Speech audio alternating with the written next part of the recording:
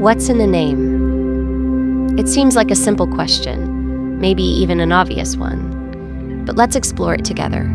Because the people who first asked that question weren't asking it casually. In the ancient world, a name wasn't what you were called. A name was what you were. It carried your origin, your purpose, your authority in the earth. To name something was to declare dominion over it. When God brought every living creature before Adam, he didn't hand Adam a list. He gave Adam the authority to speak identity into existence. And Adam named them. Because a name was never just a label. A name was a covenant. A name was a destiny. A name was the truest thing about you, compressed into a single word that the universe was expected to respond to. So when a people, desperate, enslaved, crying out in the dark, asked who was sending them a deliverer, God didn't say, "Don't worry about it." He said, "I am." Ehyeh asher ehyeh, meaning I am that I am. I will be what I will be. The ancient rabbis understood this. They held it so sacred they wouldn't even speak it aloud, because to name something completely was to comprehend it, and this name was telling them something. You will never reach the edges of who I am. I was before the beginning. I will be after the end. I am not bound by what has been or limited by what you can imagine. Whatever you need me to be, I already am. And over centuries, over deserts and battles and exile and return, over mothers who buried children and men who had nothing left to offer but their desperation, that name kept expanding. Not because God was changing, but because human need kept uncovering new dimensions of who he already was. When Abraham stood on a mountain with a knife in his hand and no way out, Jehovah Jireh, the Lord who provides, who sees ahead, who had already placed the ram in the thicket before Abraham ever climbed the hill. When a nation came out of Egypt broken and sick, Jehovah Rapha, the God who heals. Every name an answer to a cry. Every name a facet of something so vast that no single word could hold it. And yet, something was coming that would hold all of it. There is a name that was not announced with fanfare in the halls of power.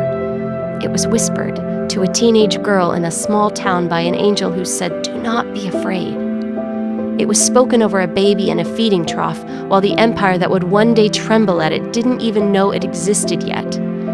Jesus, Yeshua, God saves. In that name lived everything the other names had been pointing toward. Healing, yes. Provision, yes.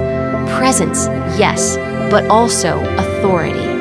The kind that makes demons leave the room, the kind that speaks to storms, the kind that calls dead men out of tombs by their first name.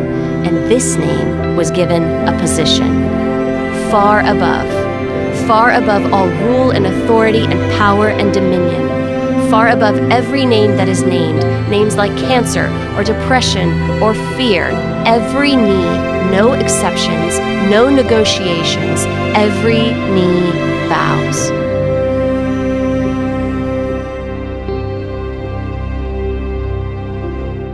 But something happened to that name on its way through history. Religion got hold of it. And religion has a way of taking what was meant to be a living fire and building a very neat, very controlled, very safe fireplace around it. The name became a punctuation mark, the period at the end of a prayer that everyone knew was coming, so nobody really heard it anymore. But here's what we have to understand. The name was never diminished by our distance from it. When the silence felt loud, the name was still far above. When the answers didn't come immediately, the name still carried every promise it ever held. When we drifted, the name didn't drift with us. It held its position. Like a lighthouse that doesn't go dark just because the ship stopped looking for it. The weight was always there. The authority was always there. The access was always there. We just needed to be reminded to look up again. When Jesus told his disciples to ask in his name, he was not giving them a password. He was not teaching them a formula that would unlock a transaction if they tagged it on correctly at the end. To ask in his name meant to come as him.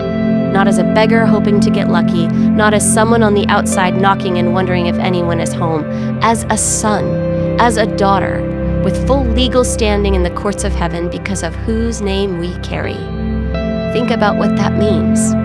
We don't approach God in our own track record. We approach Him in Jesus' track record. We don't come with our doubt. We come with His faith. We don't come with our history. We come with His righteousness. That is what in His name means. It wasn't a phrase. It was an identity. And that identity has never been revoked. Not by our silence, not by our drift, not by the years we kept the name at arm's length because it was easier than believing again. The name was meant to be the ground beneath our feet, the authority we wake up wearing, the name that defines us before the world gets a chance to. There is a name that needs to come alive to us again, remembered, reclaimed. So I want to ask us something, and I want us to answer out loud, because faith has a sound. So would you answer simply the name? What name do we speak over the fear that has been louder than our faith? Jesus. What name do we speak over the lie we've believed for too long? Jesus. What name do we speak over the thing we've quietly stopped expecting to change? Jesus. That name hasn't changed. It didn't get smaller when our faith did. It didn't lose its authority when we lost our footing. It wasn't diminished by the silence or the hurt or the years that felt like nothing was moving. It is still far above. It is still the name that every other name bends its knee to. Every name, disease, lack, oppression, even death. And it is still ours to carry.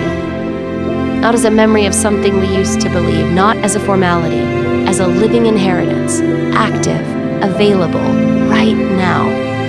We are not starting over. We are picking back up what was always ours. That is the name that we carry.